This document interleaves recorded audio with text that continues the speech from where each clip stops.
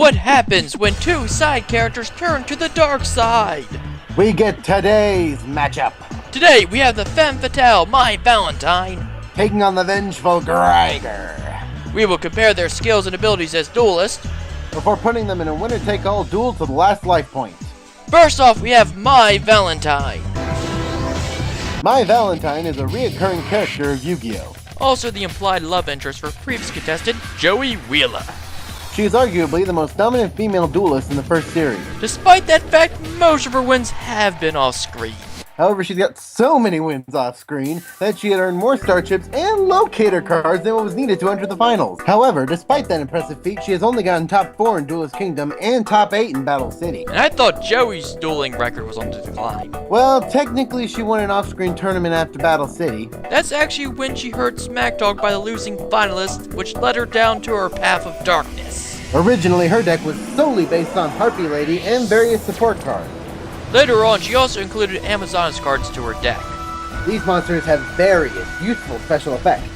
as well as support cards which could turn the tide to any duel, Inner insecurity over not being seen as a serious duelist. and being haunted by the loss against Merrick Ishtar and banishment to the Shadow Realm. Mai joined the Paradius, and with it, got many more powerful cards. With one simple field spell, the Silvori Calco, she got a new attitude and a 500 attack increase to all of her monsters. This is the point where she got her most notable victories against Maximilian Pegasus and Joey Wheeler. But it was quite obvious Joey let her win. Yeah, but Mai let Taya win in Season 1, so we'll call it even. I guess, but thus her deck has an army of low-level monsters that can get over 2,000 attack and she can spam with ease. Though she has gotten past her own darkness, she has not been seen dueling in public after the events of Season 4. Her name did stick around after these events. In GX, she did get a small mention from a student when talking about great duelists of the past. Let's get to her opponent, Grieger. Grieger is one of the more complex characters in Yu-Gi-Oh! 5Ds. Well, considering he is only a minor character. His first appearance was in the Fortune Cup arc, on a mission of vengeance. This was because Rex Godwin caused a massive explosion which ended up destroying his village. More specifically, from experiments with a machine called NRD. This older model was designed to harness an energy source known as momentum. This machine malfunctioned, destroying Grieger's village, also trapping their immortal souls. After an assassination attempt failed, he was arrested. However, this was not the last he'd be seen. The truck that was taken into prison crashed. He was then given the opportunity to become a dark signer. A force of evil looking to end the world with the help of children's card games! Isn't that every evil organization in Yu-Gi-Oh? Despite his noble goals, the chance of revenge was too much for him to pass up on. Thus, he agreed to join their evil cause. Grieger placed in the top 4 in the Fortune Cup tournament, defeating Leo, whom for some reason was disguised as Lua, but whatever. This was before losing valiantly against Yusei Fudo, just before Grieger's assassination attempt was carried out. The only duel he had as a Dark Signer was against Crow Hogan. Despite putting up an amazing fight, he ended up losing. His deck is mainly a monster type known as reactors. They each inflict 800 damage depending on which reactor is in play, and if an opponent uses a monster spell or trap, His most powerful reactor is Flying Fortress Skyfire! a monster that can destroy a summoned or set monster or spell and trap once per turn. That is what I call some serious firepower! Wait, which one of us is supposed to do the one-liners? This is then further supported by Dark Sea cards, which creates 2 powerful synchro monsters, most notably Dark Strike Fighter. A card so powerful that it had to literally be rewritten in the actual game before it was allowed off the ban list. One could argue that Grieger's motivations were a bit more noble than Mai's. One could also argue that overall he had done more damage when the souls of the innocent were absorbed so that he could summon what may be his most powerful monster. The Earthbound Immortal, Kafugafagan! It's an extraordinarily powerful monster that requires a field spell in order to be summoned. Something we were nice enough to put in his deck. It is well worth it because it can attack directly and it cannot be targeted for an attack. Grieger only had one non-dueling appearance later on in the series. Overall, it seems Mai's intents for turning to the dark side were overall more petty than Grieger's. Okay, no. We are not here to judge their morals. We are here to test their abilities as duelists. With that, let's get this duel started!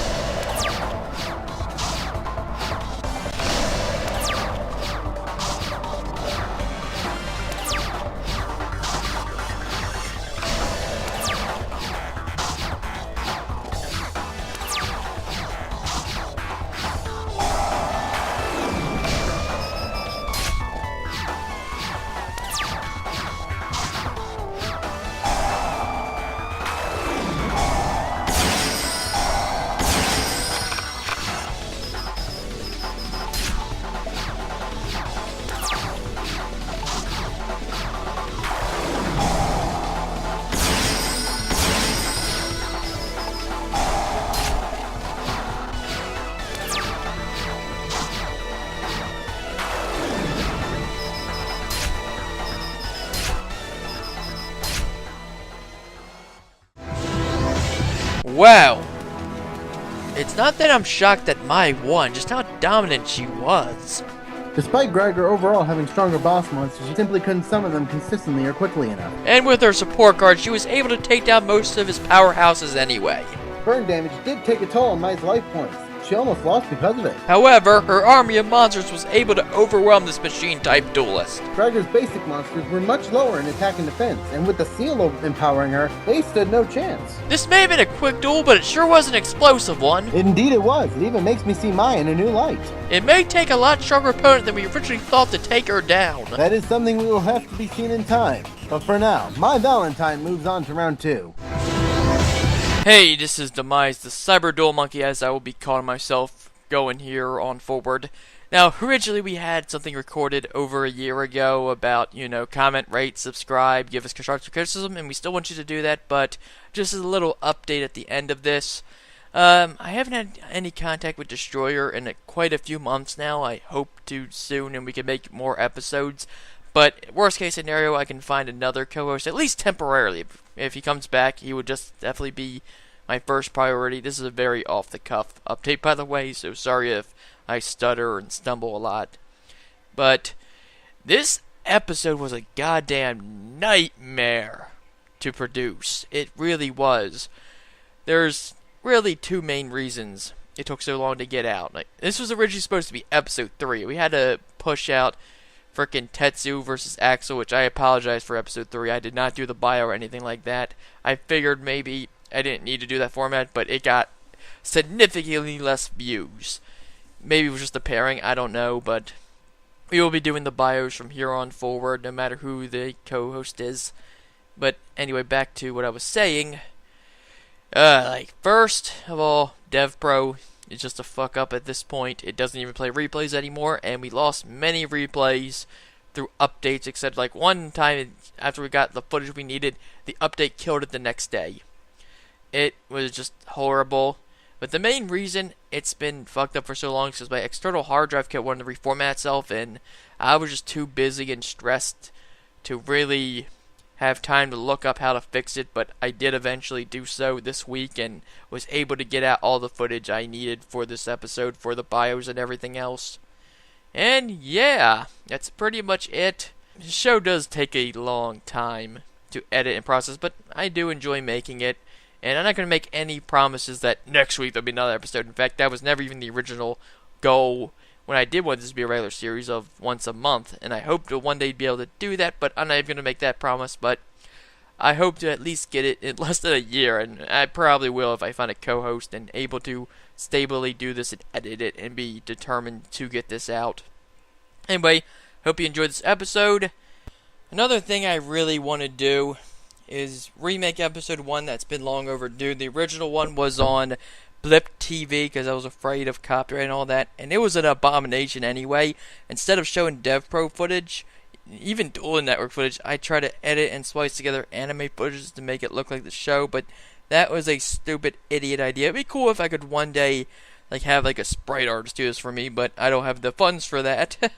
Maybe one day I will and be able to find somebody, but I'm not making that promise for now. It's just DevPro footage. It works out perfectly fine, but it'll probably have all the bios, etc. Maybe not, though. I could end up just doing other things with it as well, where I just show it and do it, and then whatever. I'll probably have the bios. I said I was going to do that from now on.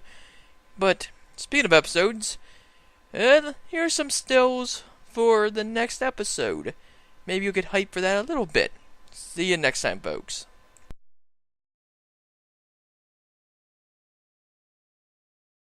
Once you see my submarine roid special ability, you're gonna wish you never challenged me!